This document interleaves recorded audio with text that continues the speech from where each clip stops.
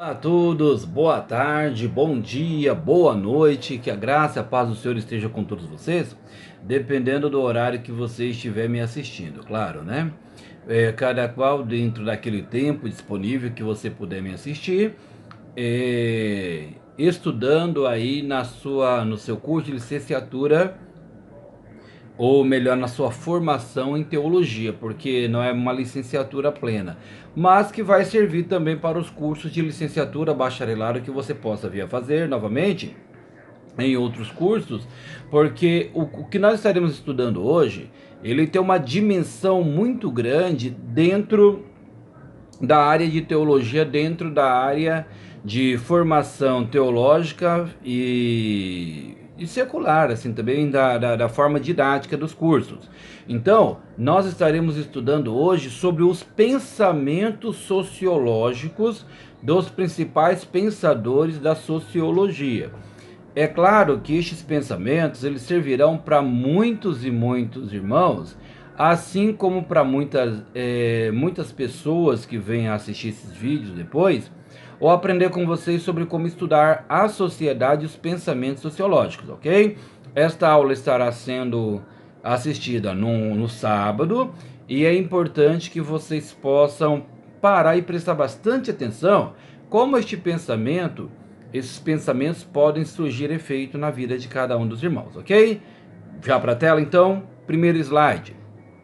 As referências históricas para situar o pensamento sociológico. A Revolução Francesa e a Revolução Industrial. A Revolução Francesa e as ideias iluministas.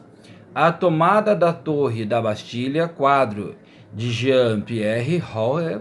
Aqui vocês estarão vendo no slide de vocês a tomada da Torre de Bastilha, né, que é a Revolução Francesa, e todo este movimento que acontece na França e depois vem influenciar o mundo, não só a influência do mundo, a influência vem acontecendo no mundo de uma forma de guerra, mas também de revoltas, mas uma reforma também dentro do pensamento e da forma de pensar a nível mundial, ok?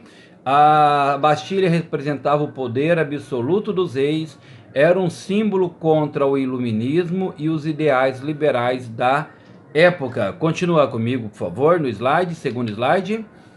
A Revolução Industrial. Durante os anos de 1760 e 1860, a Revolução Industrial ficou limitada, basicamente, à Inglaterra. Houve o surgimento de indústrias de tecidos de algodão com o uso do tear mecânico. Nessa época, o aperfeiçoamento das máquinas a vapor contribuiu para a continuação da Revolução. A Revolução em destaque, né, em rosa e preto, a Revolução Industrial retirou das mãos dos artesãos e dos ourives as ferramentas e os meios de produção e os transformou em trabalhadores assalariados, acentuando as contradições do capitalismo. Volta aqui para mim, por favor. Duas revoluções importantes. A primeira revolução é uma revolução que acontece com a queda da Torre de Bastilha, que é a revolução tão conhecida, a Revolução Francesa, onde destrói-se a Torre de Bastilha, que era um sinal de poderio dos reis, de poderio dos reis sobre a classe, sobre todas as pessoas que estavam ali, é claro, e agora eles eram contra ideias iluministas, que as ideias iluministas já vinham contra a burguesia. Ela já vinha de encontro para a derrubada daquelas pessoas que defendiam o poder dos grandes, o poder dos maiorais, e que este poder pudesse agora fazer parte da vida das pessoas no total, ou na melhor, vamos assim dizer, totalidade, no sentido de equilíbrio, de que todos pudessem, pelo menos a certo modo, dizer, ganhar de igual modo, ter a sua subsistência de igual modo, sobreviver de uma forma onde não houvesse tantas desigualdades e indiferenças. Por outro lado, surge na Inglaterra também a Revolução Industrial.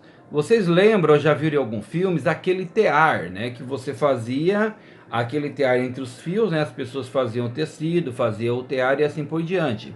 que era, eu acredito que alguns museus, alguns lugares aí no mundo, vocês ainda encontram com facilidade o tear. E você, a partir do momento que eles conseguem fabricar aí criar-se aquelas máquinas, né? Cria-se as máquinas de fabricação a vapor, onde a máquina faz o trabalho só. Onde você usava a mão de obra de 10 a 20 pessoas, agora você usa apenas uma pessoa. E essas máquinas começaram a ser aprimoradas, começaram a crescer, começaram a ser desenvolvidas. Agora já não se usava mais a a mão de obra humana, já não necessitava tanto mais da mão de obra humana. É aonde substitui-se a mão humana pela máquina, pela mão mecânica. Agora a fábrica, né? A fábrica, vamos assim dizer, já não necessitava de tantos trabalhadores. Estes trabalhadores, quando estavam na fábrica, já trabalhavam com uma sobrecarga muito grande, já trabalhavam com muitas e muitas horas, a fios de trabalho. Crianças que trabalhavam até por 16 ou até 16 horas dia, adultos que quase não viam as famílias. Eu devia, nas outras aulas eu falei até de um filme do próprio Charlie Chaplin, e eu disse que havia me esquecido no nome do filme. O filme chama-se Tempos Modernos. E este filme chamado Tempos Modernos, ele fala justamente do trabalhador da fábrica, que cada vez mais é exigido no seu local de trabalho. Cada vez mais ele vai trabalhando, vai fabricando, vai produzindo, e cada vez mais o patrão vai cobrando a ponto que ele fica desesperado, que vai passando ali a obrigação dele era apertar os parafusos, né? Ele não consegue mais apertar os parafusos mais com tanta facilidade. A agilidade dele já não consegue ser tão grande na hora de apertar os parafusos e conseguir fazer com que as máquinas pudessem ser trabalhadas de uma forma humana, porque a sobrecarga de trabalho dele era muito grande. Então, é justamente nestes modos da Revolução Industrial, como da própria Revolução Industrial, que vai surgindo as máquinas a vapor, vai surgindo a sobrecarga de trabalho, e depois os homens começam a perder os seus empregos porque as máquinas substituem os homens, é onde surge o conceito do entendimento da sociologia, onde vai surgindo os pensadores da sociologia. O que é a sociedade para esses pensadores? Nós já estudamos, né, já tivemos introdução à sociologia, mas aqui já vamos mais para o pensamento, não apenas para o que poderia ser, mas para o pensamento em si, do que é a sociologia, o que é o estudo da sociedade, onde surgem-se máquinas, né, onde surgem-se pessoas que fazem um trabalho, e um trabalho substitui a mão de obras, as mãos de obras de inúmeras pessoas, onde as pessoas podem ser atendidas através de máquinas, né? Hoje, repito a vocês, no futuro talvez essa aula seja até interessante em dizer que nós estamos passando por um momento de pandemia. E lembrando que este momento de pandemia na qual nós estamos passando, nós estamos utilizando aparelhos celulares, nós estamos utilizando máquinas, substituindo os professores em sala de aula com seus alunos, porque nós estamos fazendo o trabalho à distância. E é claro que por mais que este trabalho à distância chegue em tempo real, ou chegue de uma forma mais próxima possível, jamais substituirá ou jamais será entendido como um trabalho presencial.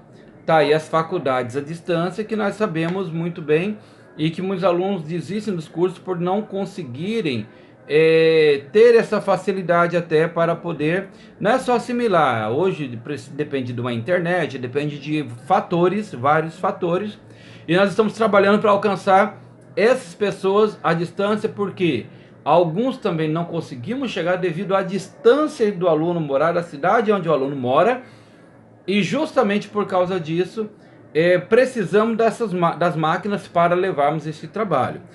Quanto para algumas situações é uma facilitação, é uma forma de trabalho que ajuda nas dificuldades, para outros, para determinados patrões, já é uma forma de dispensar aquele trabalhador, aquela pessoa que faz o seu trabalho.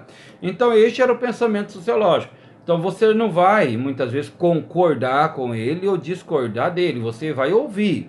Cabe a você depois, como aluno e como cidadão de bem, fazer a colocação, não seu pensamento, não sua concordância ou discordância do pensador, ok? Próximo slide. Pensamento sociológico. O primeiro que nós estaremos aí na nossa sequência é de Emile Durkheim, né? 1858-1917. Por mais que nós já tenhamos visto, vamos fazer algumas ponderações aqui, ok? Depois vem Karl Marx, 1818-1883. E o último pensador é o Max Weber, 1864 e 1920. Cada um destes autores, ele possui obras a serem pesquisadas que nós citaremos aqui. Só que, ainda que sejam citados depois esses autores, cabe a você concordar ou discordar ou aproveitar o pensamento de cada um de determinada forma que você achar melhor. Continue comigo ainda no slide. David Emile Durkheim. Durkheim, filósofo francês, foi um dos pensadores que mais contribuiu para a consolidação da sociologia, tornando-se o primeiro professor universitário dessa disciplina. Suas principais obras foram A Divisão do Trabalho Social, As Regras do Método Sociológico, O Suicídio, Formas Elementares da Vida Religiosa, Educação e Sociologia, Sociologia e Filosofia e Lições de Sociologia, que é uma obra póstuma que depois surge quando cai após o falecimento, tá ok? Volta para mim aqui rapidamente, porque eu preciso falar com vocês agora justamente do pensamento de Emile Durkheim. Por que o pensamento do Emile Durkheim? Porque desses livros que você viu, você pode escolher um desses livros para que você possa fazer o seu entendimento, a sua colocação, o seu pensamento de Emile Durkheim dentro do seu posicionamento para como vê a sociedade. Emile Durkheim, ele cita várias regras, situações que é muito ampla, mas uma delas mesmo que nós citamos aí é o suicídio. O Emile Durkheim, ele fez pesquisas e dentro da sociologia, do pensamento sociológico, né, da sociologia dele, ele vai dizer que existe várias formas de cometer o suicídio de pessoas que cometem principalmente o suicídio. A pessoa que tem um suicídio altruísta, a pessoa a pessoa que comete o suicídio com uma situação aonde ele se torna melhor do que os outros, como fossem os kamikazes, né? A pessoa percebia que o avião ia cair e percebia que ele poderia morrer, mas ele levaria mais pessoas com ele, o exército inimigo iria com ele. Então o que ele faz? Ele prefere cometer o suicídio, ele prefere morrer do que simplesmente sair dessa vida sem cometer esse suicídio altruísta. Ele cita outro suicídio que é justamente o suicídio, onde aquele suicídio é do próprio egoísmo, né, do próprio ego da pessoa, que é a pessoa que comete o suicídio não se importando com as pessoas que ficam aqui, não se importando com as pessoas que ficarão chorando pela perca do ente querido, né? Não se importando com o sofrimento alheio, apenas com o seu bem-estar, que aquilo ali pode lhe tirar determinado peso do ombro, determinado peso da sua vida, dor, qual a angústia que ele vem sofrendo. E um dos outros suicídios que é tratado por Durkheim são justamente as pessoas em países principalmente ricos que cometem, e às vezes em fase de recessão, em fase de pandemia, como nós estamos passando, em fase de quebradeira, acaba a pessoa cometendo suicídio, porque ele prefere morrer a ser pobre, prefere morrer a deixar de ter um status social elevado, assim, para uma certa, pela, pela categoria, pelo aquele que ele exerce na sociedade, e que passa a ser pobre agora, a ser uma pessoa que vem a ter uma renda um pouquinho, uma renda menor daquilo que ele tinha. Então ele não suporta aquela queda de status social do status qual ele vem, do qual ele vive. Então é um livro super interessante. A formação elementares da vida religiosa também é muito interessante. Ele vai tratar e vai falar, o próprio Durkheim, em várias fases do seu estudo, sobre as regras que são tratadas dentro da igreja, dentro da escola. Ele trabalha muito isso: escola, igreja e família.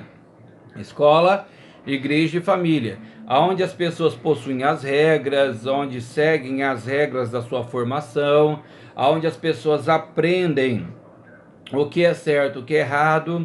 Ele vai falar justamente da coercitiva, né, da formação da pessoa e da obediência coercitiva, porque ou a pessoa obedece aos seus semelhantes, as pessoas obedecem às regras de onde ele vive, da que foi-lhe impostas, ou simplesmente ele pode ser preso, ele pode ser detido, ele vai parar atrás de uma grade de cadeia, porque ele não obedeceu às regras impostas por aquela sociedade na qual ele vive. Lá na antropologia nós falamos do respeito em não ofender. Isso é a antropologia no conceito de você estar inserido dentro de uma cultura, de uma sociedade. De uma cultura e de uma sociedade. Aqui já não, já são regras da sociedade a qual precisa ser cumprida.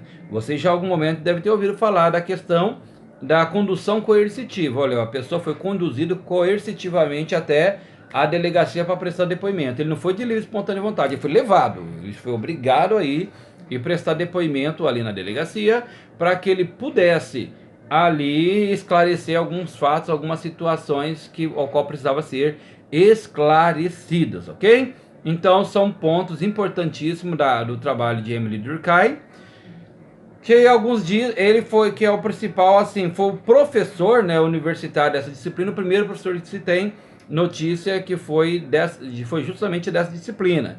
Ele faz um trabalho, inclusive, interessante, fazendo uma ponte da sociologia com a filosofia, do pensamento filosófico, da ideia filosófica, com aquilo que a sociedade realmente implementa, aquilo que a sociedade realmente cobra do cidadão, daquilo que faz parte da vida do cidadão. E inclusive, se não me engano, me perdoe, tá? Se eu estiver com a memória falha nesse sentido, mas que eu acredito que é no livro Formas Elementares da Vida Religiosa, que ele vai dizer que o homem começa a sua religião no momento como enterra, do momento como sepulta o seu semelhante. Por quê? Porque ele vai dizer que os animais sofrem ali com a perca do semelhante, dá aquele choro ali quando ele percebe a morte do seu semelhante, do animal, mas ele vai embora, né? Ele vai embora, ele não fica mais ali. E o ser humano não, ele diz que o ser humano, ele sepulta a pessoa que morre, ele cria um túmulo para aquela pessoa que morre, ele faz assim, umas suas lembranças, recordações, está ali sempre presente daquela pessoa que passou, que está enterrada ali com uma placa, que está ali enterrado com um dizer, com uma lembrança.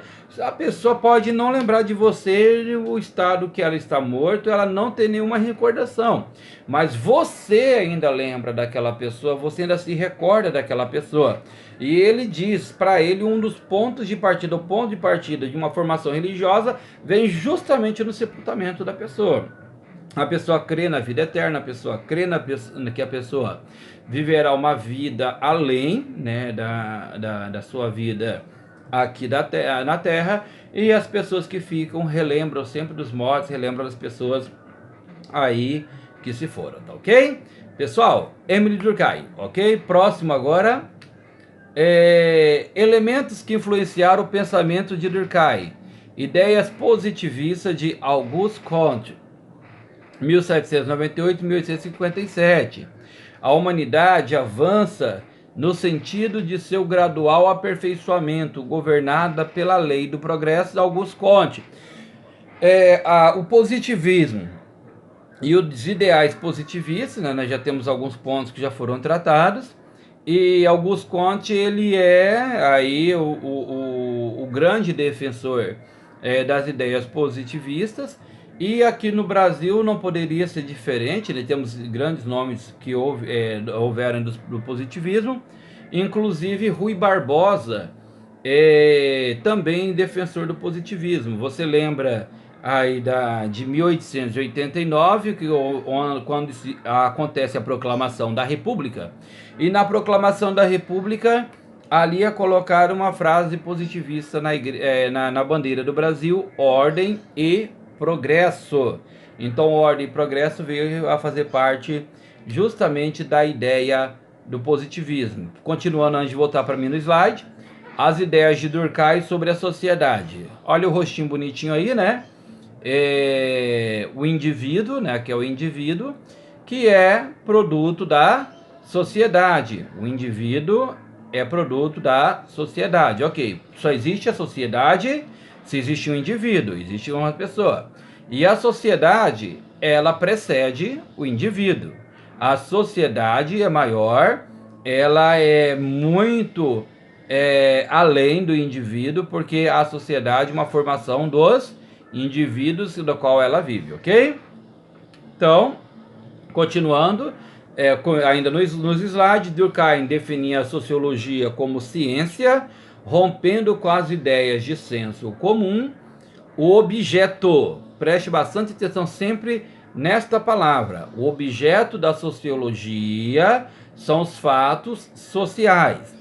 Deve ser estudados como coisas, isto é, como algo com existência própria, objetivo e que atua de forma coercitiva sobre os indivíduos. Foi aquilo que eu já falei com vocês ali alguns slides atrás. Olha aí a pessoa que está aí com uma luneta, né, observando a sociedade. A pessoa, né, gosta até de uma frase que alguns alunos gostam de utilizar, né? Não digo nada, só observo. Então ele está quase concordando com esse rapaz aqui. Ele está observando a sociedade, os objetos da sociedade.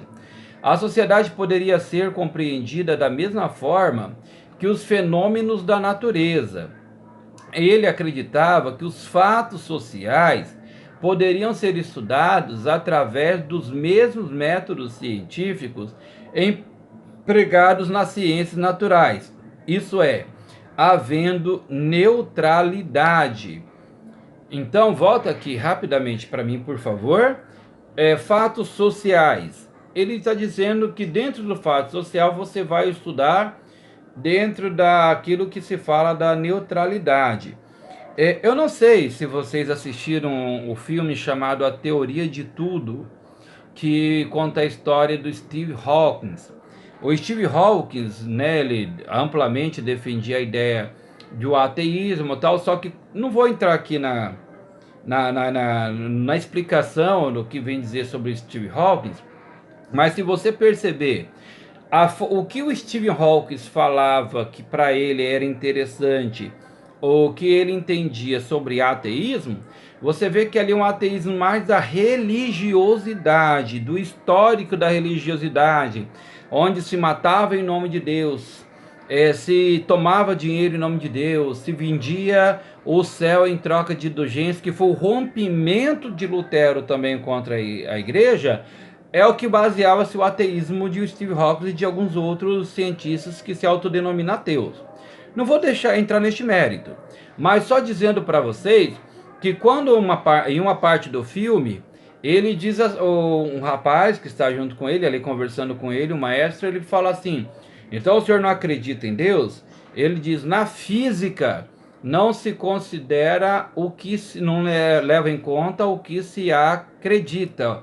O que se acredita é irrelevante, e sim os fatos a qual a física consegue comprovar.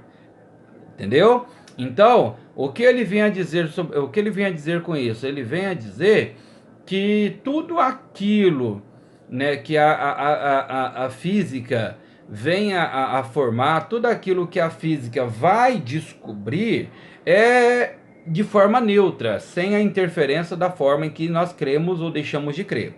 Então, para Durkheim, os fatos sociais, a sociologia, ela podia ser encarada sim como uma ciência.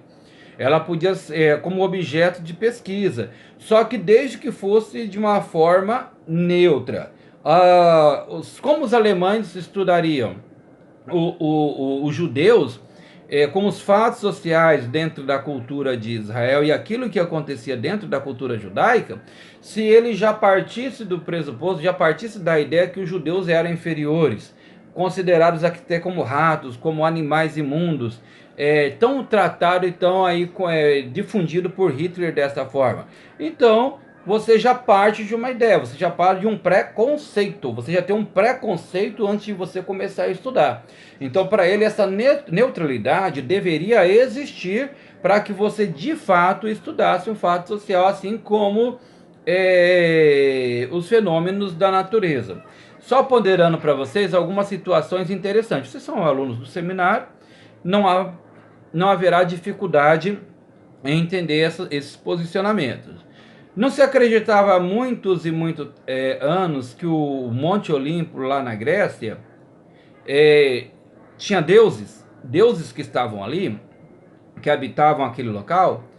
Quantos e quantos e quantos anos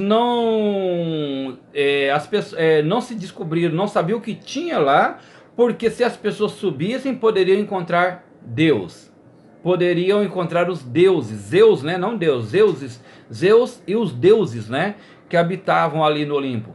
Então, são formas de crendice que as pessoas tinham, que os raios, olha, Zeus está com ódio do ser humano, está com raiva, temos que sacrificar alguém. Então, os maias, né, quando ia sacrificar, ia matar alguém, aquele filme, né, onde a pessoa está deitada em cima de uma pedra e precisa ser morta para lhe arrancar o coração. Só que quando surge o sol, em cima daquela pessoa a sombra sai, ou melhor, quando a sombra cobre o sol, perdão, significa que aquela pessoa, na hora que se levanta a faca, aquele sacrifício não seria aceito, a pessoa se levanta e vai embora. Uma nuvem que passa e tampa justamente o sol é entendido como um sinal que aquele Deus não aceitaria aquele sacrifício, não é verdade? Então, fenômenos da natureza, como a chuva, o sol, as nuvens, eram entendidos e traduzidos muitas vezes com a vontade de Deus. Nós estamos falando aqui, é claro, do nosso Deus soberano, e que se mostrou de várias formas, e sim de fenômenos da natureza que eram entendidos como deuses. Fenômenos da natureza que eram traduzidos como deuses e entendidos como deuses, ok?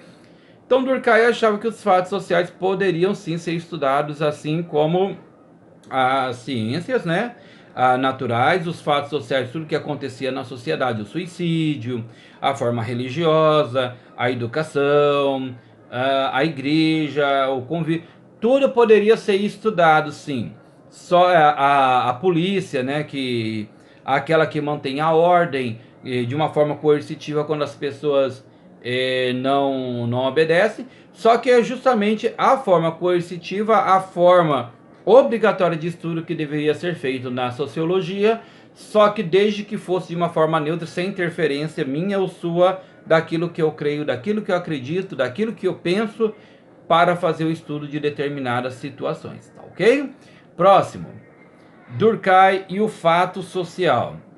Fato social são maneiras de agir, de pensar e de sentir. A coerção, os exteriores e a generalidade. Coerção é aquilo que é coercitivo, é aquilo que existe para todos, são regras, querendo ou não querendo, você vai obedecer. Exteriores é porque são as regras que dominam a sociedade, não são regras interiores, são regras exteriores que dominam as vidas e que impõem sobre elas certas regras e certas normas. E generalidade são aquilo que vai generalizar num total. A sociedade obedece de uma forma no total. As regras sociais, os costumes, as leis já existem antes do nascimento das pessoas. São a elas impostos por mecanismo de coerção social. Para quem está em plena pandemia, trancado dentro de casa, em uma quarentena, que começou a ser orientada e agora uma quarentena imposta, obrigatória, sabe bem dizer o que é isso. Se está fazendo alguma festa, se está fazendo algum movimento, algum evento, a polícia pode vir fechar, a polícia pode vir prender todo mundo ali, se caso houver resistência, sim. Porque a sociedade é beneficiada ou a sociedade é prejudicada pelo seu ato. Então, há uma necessidade de uma coerção, sim. Então, como a própria educação. Educação, todos na escola, todos têm direito à educação, só que se você não mandar seu filho para a escola, você corre seriamente o risco de sofrer penalidades, ok? Então, princípios essenciais para Durkheim. Continuando aí. Consciência coletiva. Ideias morais e normativas, crenças e sentimentos comuns a uma comunidade e permanece de geração em geração. Então, são aquelas, não pegue nada que é do outro, não faça isso, não faça aquilo, não faça bullying, não dê cascudo, não puxe a orelha. Solidariedade mecânica, fundamenta-se na adesão total do indivíduo ao grupo ao qual pertence. Então, do momento em que o grupo, ele pertence à pessoa, né? O indivíduo, ele pertence ao teu grupo, mecanicamente ele já vai respeitar, já vai ser solidário àquele grupo, às regras do grupo. Solidariedade orgânica. Fundamenta-se na cooperação do indivíduo dos grupos. Volta para mim, por favor, que essa parte nós já estaremos finalizando para vocês. A solidariedade, a consciência coletiva. O que é a consciência coletiva? A consciência coletiva, ela nada mais é do que a consciência onde tudo que eu obedecer, tudo que eu fizer, tudo que for pensado, tem a necessidade de ser pensado de forma coletiva. Usamos alguns termos até vulgares, até muito comuns em dizer: não podemos olhar para o nosso próprio umbigo. O que quer dizer? Eu não posso querer somente que beneficie a mim. Eu preciso que as pessoas sejam beneficiadas ao se tomar determinada decisão. Então, para que essas decisões sejam tomadas, para que as pessoas obedeçam, para que essas pessoas possam ser beneficiadas, eu tenho que ter uma consciência coletiva. Aqui próximo onde nós moramos, coloca-se fogo, aqui na região, no Capim, aqui em todas as áreas possíveis, nos prejudicando e prejudicando a todos aqueles, principalmente que sofrem com doenças respiratórias. Então, não existe essa consciência coletiva de quem faz isso. Ele pensa que ele quer colocar o fogo e ficar feliz porque, coloquei fogo no lugar. Ele sabe-se lá o prazer que o ser humano tem em fazer isso, mas da parte dele está sendo nada mais, nada menos do que um egoísmo para que ele seja beneficiado de uma forma ou de outra, talvez até pelo prazer de ver o fogo ali ser tocado em uma região de mata. E prejudica toda uma coletividade. A mecânica, a solidariedade mecânica que nós falamos e apareceu para vocês.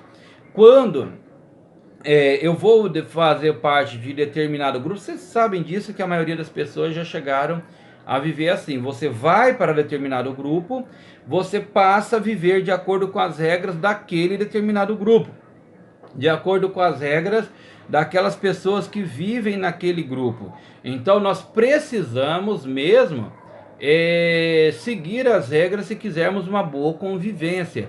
Do momento em que você não consegue viver em grupo, você choca-se com aquele grupo, você já vai ter problema.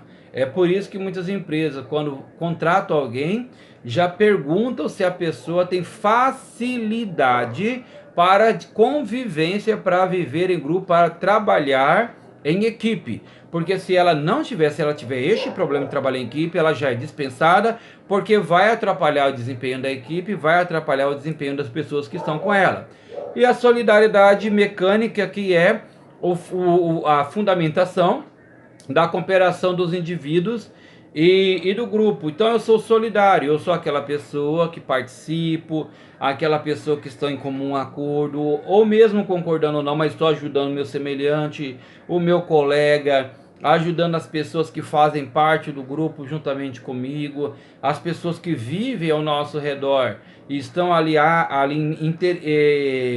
se preocupando em nossa convivência, em um bem-estar de todos. Agora, quando algumas pessoas recebem o salário, outras não, Você está preocupado sem uma finalidade política, diga-se de passagem, mas se a pessoa está comendo, está bebendo, está vivendo, e às vezes a própria solidariedade mecânica, onde vamos cozinhar, um procura acender o fogo, o outro procura a caça, o outro procura água, o outro já está aqui cuidando das panelas, um traz a caça, o outro traz a água potável, o outro já acendeu o fogo, o outro chegou com as panelas, cozinhou aquele alimento, aquela comida, os envolvidos da sociedade comem e todos conseguem ser beneficiados, ok? Pessoal, vamos continuar com vocês aí no próximo slide, vamos continuando aí com o entendimento do pensamento sociológico e qualquer dúvida nós estaremos aqui sempre à disposição, interagindo aí com vocês. Então, no slide agora, qual está aparecendo para vocês na tela, vocês estão vendo justamente as duas consciências que existem no pensamento de Durkheim. A primeira consciência para Durkheim é a consciência coletiva, que é compartilhada em grupo, normas padronizadas de pensamento e de conduta. Uma dessas grandes coletividades conhecidas e que é fácil de ser assimiladas, é claro, são as igrejas. Por quê? Porque na igreja você tem uma consciência coletiva, né, onde as pessoas participam do culto, onde as pessoas permanecem em silêncio durante a pregação, porque pode atrapalhar a pregação ali da igreja, pode atrapalhar ali a concentração das pessoas que estão fazendo parte da pregação do culto e das sociedades coletivas que fazem parte, sem dúvida nenhuma, da igreja e de todos aqueles que ali participam, né? Você está em um culto e alguém te chama ali a sua atenção porque você está conversando durante o culto e a conversa, né? Já aconteceu isso com você, já aconteceu provavelmente comigo em algum momento, de você olhar para a pessoa e falar, né? Olha, meu querido, né? Irmão, por gentileza, né? Estamos prestando atenção ali no culto, né? Então, vamos nos concentrar ali, por favor. Por quê? Porque você está tentando se concentrar no culto e alguém está ali te atrapalhando. E a individual, que é o próprio do indivíduo, modo de agir, se comportar, compreender as coisas, interpretar a vida. É uma consciência individual, por isso que muitas vezes se utiliza aquela palavra, né, conhecida. Você não tem consciência do que você está fazendo? Ué, você não tem consciência do que você fez? Ou melhor, você não calculou, você não pensou nas consequências antes de você tomar tal atitude? Fazem parte aí da vida, da consciência do indivíduo, tá bom?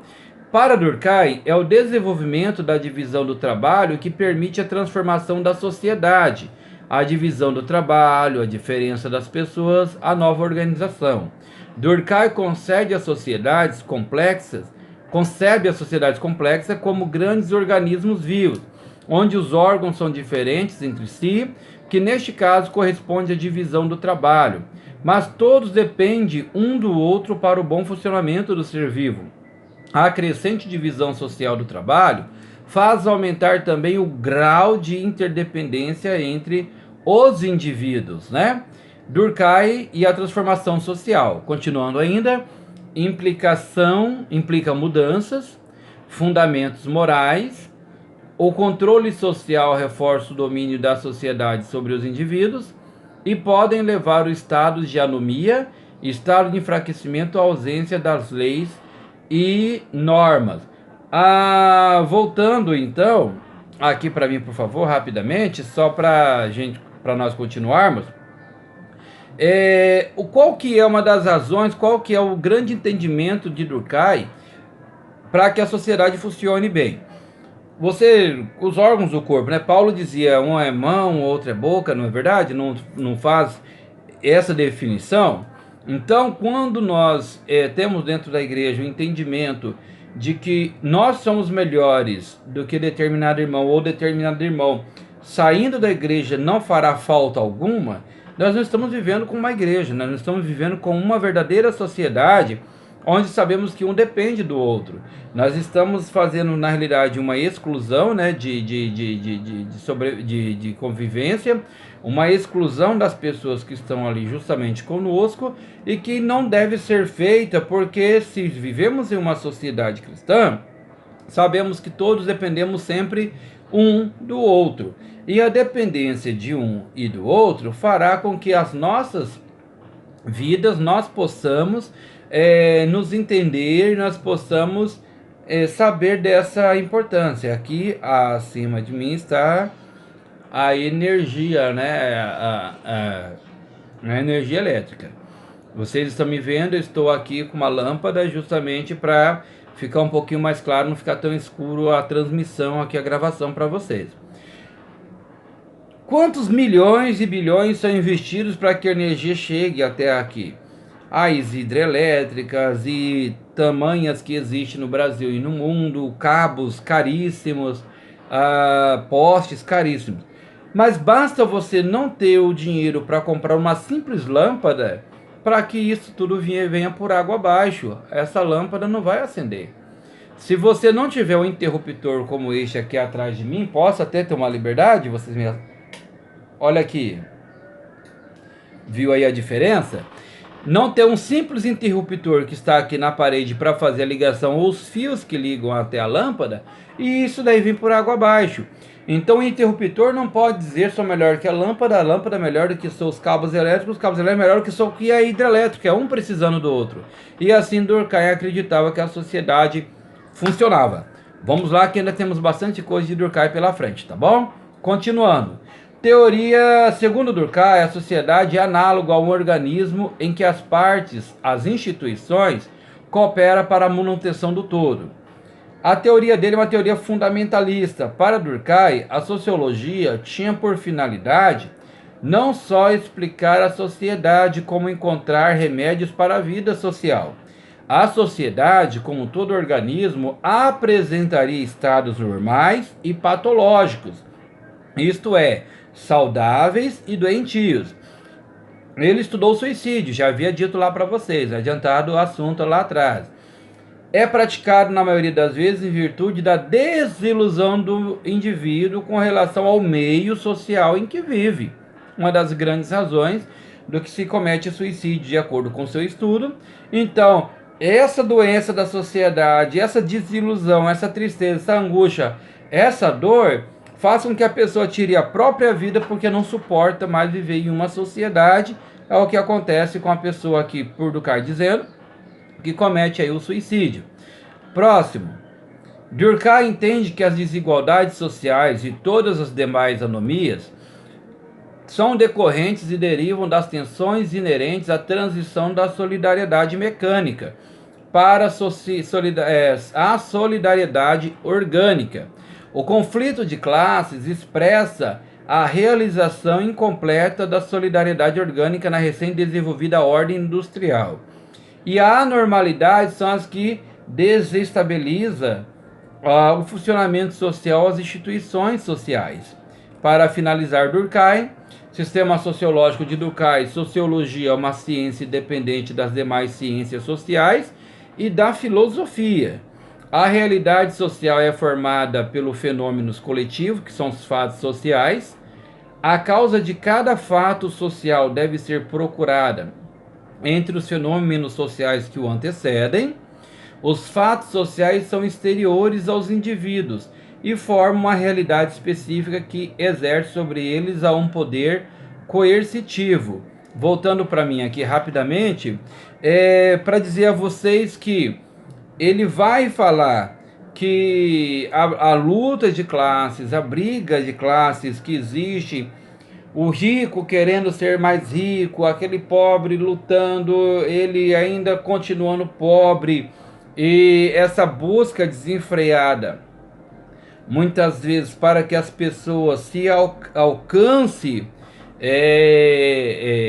uma posição social melhor, cada vez mais superior ao outro, é o que faz com que muitas pessoas esqueçam do seu semelhante, de uma sociedade que vive, para pensar no seu bem-estar. De acordo com a ideia de Durkheim. Vou dar um exemplo aqui para vocês, claro. A revista Forbes lança aí a relação dos bilionários que existem no mundo. Aí, um determinado bilionário está atrás de outro bilionário por uma diferença de 20 milhões de dólares ou de reais. Aí alguém diz, fulano tem 1 bilhão 220 milhões. Cicrano tem 1 bilhão e 200 milhões. Está apenas 20 milhões de diferença. Dependendo, pode ser que dependendo dos investimentos ele chegue próximo. Só que esses 20 milhões de diferença de um, só a diferença de um para outro, qual diferença ele não faria uma sociedade de pessoas que precisam de uma cesta básica que às vezes custa em torno de R$ 150? Quantas ambulâncias de uma prefeitura que às vezes não tem uma ambulância para o cidadão ser locomovido? De cadeiras e materiais escolares para uma escola onde essa escola necessita realmente de materiais escolares que se resolveria claramente aí na volta dos seus 10 mil, 15 mil reais, e estamos falando de 10 milhões. Então, para ele, do momento que o indivíduo sofre com essas diferenças, dessa busca social, do momento que a sociedade sofre por indivíduos que quer cada vez mais o enriquecimento, em vez de pensar no seu semelhante, o bem-estar e a vida em sociedade não lhe é tão interessante, é justamente o que faz com que existam essas anomias, que existem esses desfalques, essas grandes percas dentro da sociedade que nós vivemos, da qual nós vivemos, ok? Próxima tela. O segundo a ser estudado por nós será o pensamento de Karl Marx, 1818-1883. Ele é um filósofo, ele é um cientista social e revolucionário alemão. Ele analisa e critica a organização da sociedade capitalista. Então, Marx, ele vem aí é muito conhecido no mundo, devido a suas ideias radicais. Falamos de vários livros, né, de várias bibliografia de vários livros escritos por Durkheim, e também veremos algumas por Marx. O pensamento dele é a dialética. O que é a dialética? O mundo deixa de ser considerado como um complexo de coisas acabadas e passa a ser entendida como um complexo de processos. Como as coisas aparentemente estáveis sofrem com uma ininterrupta mutação. O movimento da realidade, que ao invés de ser harmônico e linear, é tido como um movimento do contrário. Mais um pouquinho para frente. O pensamento de Karl Marx, materialismo histórico. O ser humano é resultado de um conjunto de relações sociais concretamente determinadas pela história. Marx não está interessado somente em interpretar o mundo, mas sim em transformá-lo. Isso é o materialismo histórico. Marx e a teoria, até aí eu quero que vocês ainda observem os slides, e a teoria do materialismo histórico. A sociedade concreta, a relação das pessoas no processo produtivo de bens materiais, o estágio do desenvolvimento econômico. Volto aqui para mim rapidamente, só para dizer para vocês que dos pensamentos, né, difundidos aí por Marx é as lutas de classe. Então, ele vai dizer que a luta de classe é o fio condutor, né, da história, o que as lutas de classe é o que faz com que a história, ao longo do ser humano, desde que o ser humano existe, desde que o ser humano tem a sua formação intelectual e em sociedade, a luta de classe é o que faz com que o ser humano sempre entre em conflito. Desde o feudalismo, aos patrões que oprimiam as pessoas que cada vez mais trabalhavam e não conseguiam, às vezes, ter o sustento. Vamos assim dizer, que algumas pessoas ali estavam trabalhando, e ali ele naquela produção ele precisava tirar ali, vamos dizer que tinha ali 100 melancias. Das 100 melancias, 50 era do patrão, 50 era dele. É claro que não é isso, né? Um exemplo, né? Vamos dizer que se fosse metade, não era. Mas vamos dizer que 50 do patrão, 50 dele. As do que era dado aos patrões, em hipótese nenhuma, seriam melancias estragadas, seriam melancias machucadas ou de uma qualidade inferior. As melancias colhidas das 100 melancias que ficasse de qualidade inferior ficaria com a pessoa que produziu, que calejou a mão, que plantou, que colheu. Então, essas lutas de classes, essas buscas e brigas entre classes, vamos assim dizer, é o que fazia com que muitas classes entrassem em conflitos durante a história e que muitas classes viessem a se desentender, viessem a não existir mais como uma verdadeira classe e não viver em uma união, em uma sociedade única, mas viessem a lutar entre si. Ok? Então, para ele, a busca sempre é neste materialismo histórico, é a busca sempre baseado na ideia das relações e do meios de produção, e onde os meios de produção está sempre lutando para cada vez mais tirar o benefício do trabalhador, os meios de produções estão cada vez mais batalhando para o lucro, e assim os trabalhadores estariam sendo prejudicados ou vinham sofrendo justamente com esses meios de produção. Próximo. A infraestrutura é a base material e econômica. Essa infraestrutura, nós ouvimos falar muitas vezes da infraestrutura quando nós falamos da base material econômica, que você vê muito nos jornais, nas revistas, né, que você deve ler, onde fala qual que é a infraestrutura que a determinada, o Seminário Teológico Batista possui. O que ele possui de material e econômico para viver?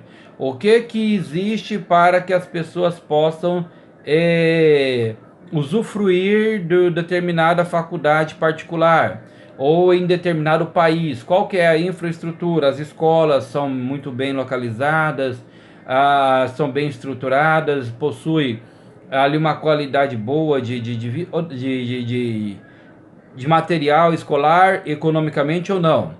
Então a base material e econômica influencia direta na superestrutura. E a superestrutura, o que é a superestrutura? São as instituições jurídicas, políticas, leis, o Estado, que é a superestrutura de qual tem a influência direta a infraestrutura influencia direta na superestrutura. Então daqui da infraestrutura vem a superestrutura, que vem as leis, o Estado, a ideológica, as artes, a religião e a moral. Por que o Marx sempre vai colocar a religião com esta base? Porque o Marx, né, sabemos, ele era judeu, né, um judeu que ele mesmo negava a fé, ele mesmo não aceitava essa forma, né, não era um judeu praticante, sabia e tinha formação judaica, mas só que ele tratava sempre da religião e falava da religião baseada naquilo que ele conhecia como opressor, e aquela religião que oprimia as pessoas. E assim por diante. Infelizmente, Marx ele trata a religião como ópio do povo, como uma droga do povo, como se ela fosse a causadora. Não ali a religião aqui como um segmento de fé, mas sim uma religião controladora do Estado, controladora dos reis, controladora das pessoas que viviam. Isso em 1818 a 1883, né? As críticas que ele fazia, se fosse na época de Hitler, onde muitos pastores na época foram a favor de Hitler, poucos, né, alguns pastores bateram e foram contra o regime nazista. Se ele tivesse vivido na época da Segunda Guerra Mundial, ele teria ampliado ainda mais aí o seu discurso antirreligioso. Continuando, Karl Marx e a luta de classes. Sociedade capitalista, propriedade privada, luta de classes sociais. Então vem a sociedade capitalista, cada um com a sua propriedade privada, não é uma propriedade coletiva, e aonde surge a luta de classes, cada qual classe lutando, a classe média, classe as pessoas têm, né, geralmente fazem nessa diferenciação, classe média alta, os ricos e assim por diante.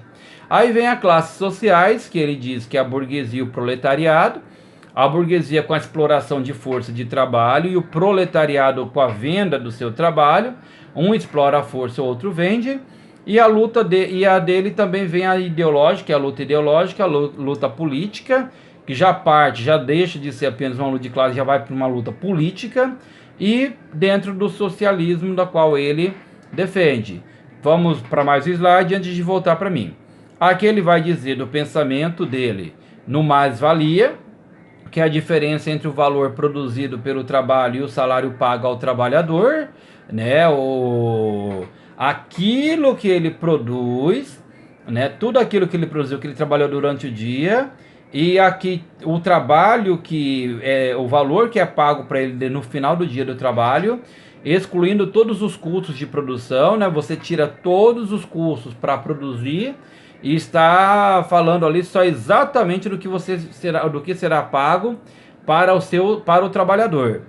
Aí ele vai falar do mais-valia absoluta, que é estender a duração da jornada de trabalho mantendo o salário constante, né? O trabalhador trabalha mais, só que o trabalho dele, para Marx, não vai influenciar no seu salário, vai receber a mesma coisa trabalhando mais.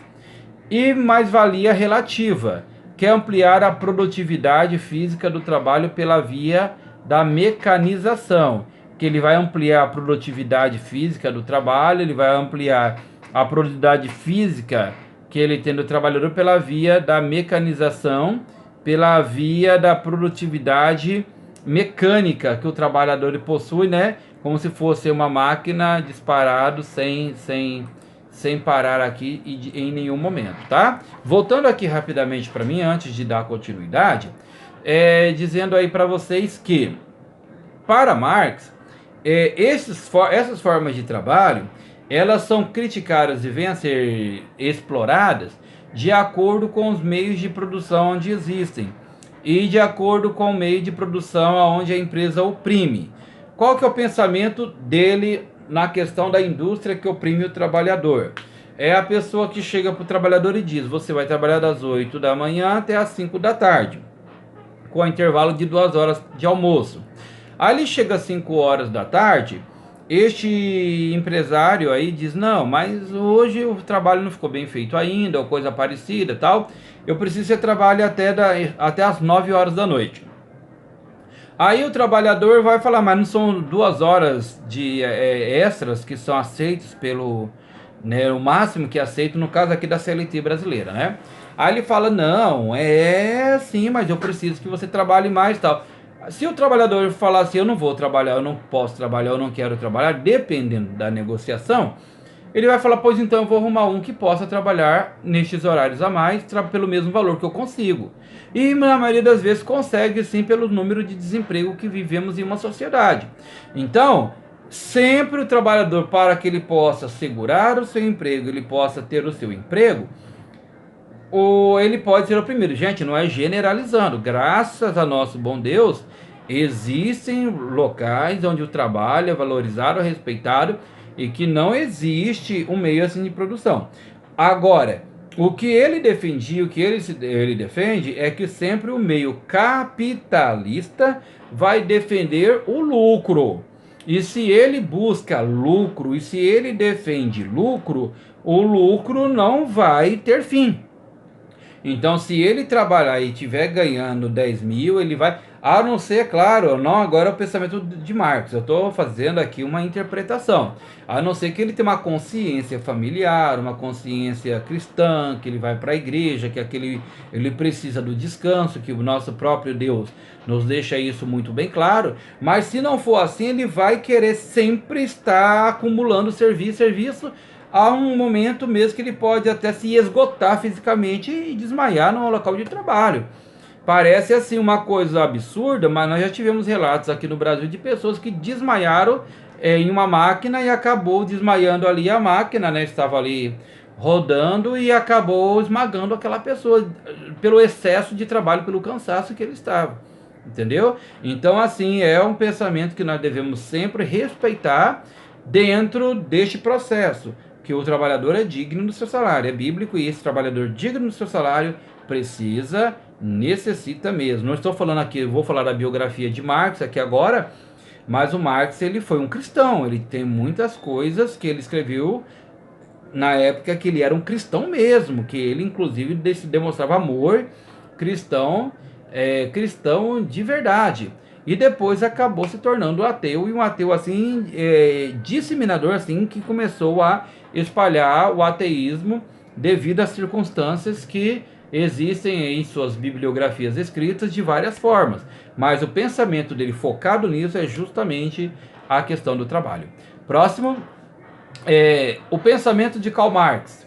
For de trabalho. Para a produção da mais-valia, é necessário que o possuidor de dinheiro compre uma mercadoria única, força de trabalho, que possui a virtude de ser uma frente de valor, cujo processo e produto seja ao mesmo tempo processo de criação de valor.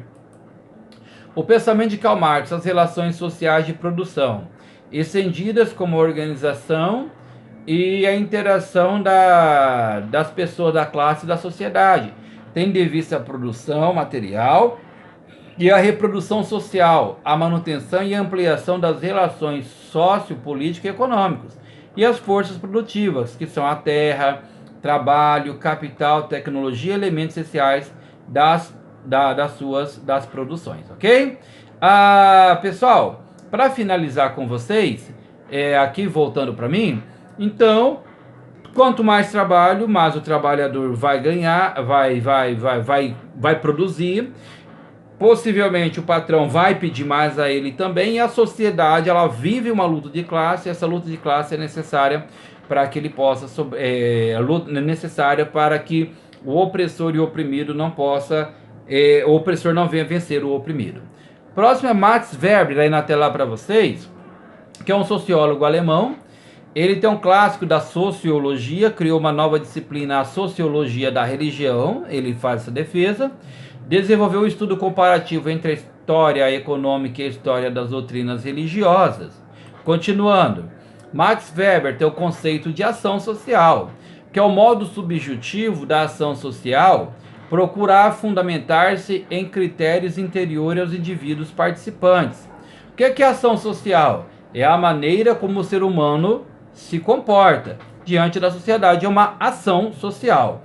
Agentes da ação social é a política, a economia e também a religião. Para Max Weber, continua comigo, o indivíduo, ele tem por meio de valores sociais e motivação que produz o sentido da ação.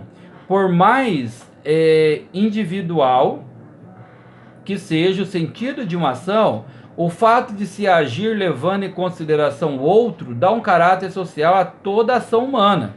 Sendo assim, o social só se manifesta em indivíduos, expressando sob a forma de motivação interna e pessoal. Max Weber, ação. Toda conduta humana seja cujos sujeitos vincule a esta ação um sentido subjetivo.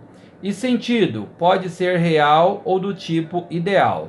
Tipo real ou existente de fato, referente ao caso historicamente dado ou como a média numa determinado caso de casos. Tipo ideal, formulação hipotética referente a uma dada situação. Voltando para mim aqui. Para ele, a ação social, vocês já viram por aí várias vezes as ações sociais, né? Fulano está fazendo uma ação social, cicrano está fazendo uma outra ação social. E com essa ação social ele vai beneficiar tantas pessoas.